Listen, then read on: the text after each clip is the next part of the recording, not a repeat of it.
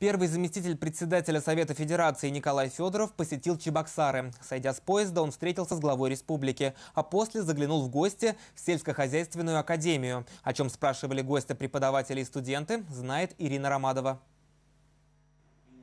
Открывая встречу, Николай Федоров первым делом поздравил собравшихся с тем, что наша академия оказалась единственным сельскохозяйственным вузом страны, где отстояли специальность экономика. В остальных экономистов уже не готовят. Затем сенатор рассказал о встрече с Дмитрием Козыком, Валентиной Матвиенко и министром финансов России, на которой обсуждались вопросы региональной политики. К очередному заседанию Совета безопасности при президенте страны Совет Федерации должен представить свою концепцию развития регионов.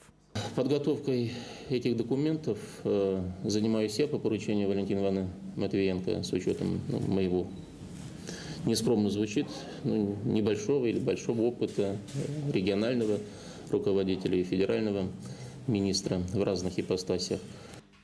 Говоря о сельском хозяйстве, Федоров отметил, что Чувашия легко может претендовать на дополнительные средства федеральной целевой программы «Социальное развитие села», в этом году общий объем которых составит 7 миллиардов рублей. А этой весной после повышения акцизов на топливо сенаторы смогли добиться, чтобы половина доходов направлялась в дорожные фонды регионов, а не оседала полностью в федеральном бюджете. В целом по стране это 80 миллиардов рублей дополнительно на дороге. Половину из них, 40 миллиардов, идет в регионы. По моим прикидкам, не менее 500 миллионов рублей уже в этом году дополнительно Чувашская республика может получить за счет вот этих акцизов. Около часа преподаватели делились планами по развитию вуза. Например, в будущем учебном году в школах республики хотят открыть агроклассы, чтобы ребята как можно раньше начинали готовить себя к поступлению в сельхозакадемию. Наши студенты проходят производственную практику на ведущих предприятиях агропромышленного комплекса. Опять же, надо сказать вам большое спасибо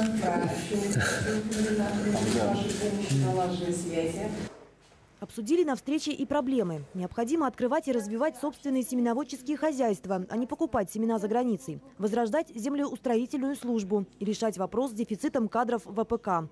Присутствующие согласились, сейчас важно показать молодежи, что работать и жить на селе – это перспективно и современно. Все мы понимаем, к сожалению, в последние годы не все выпускники, которые закончили вуз, они устраиваются работать по специальности.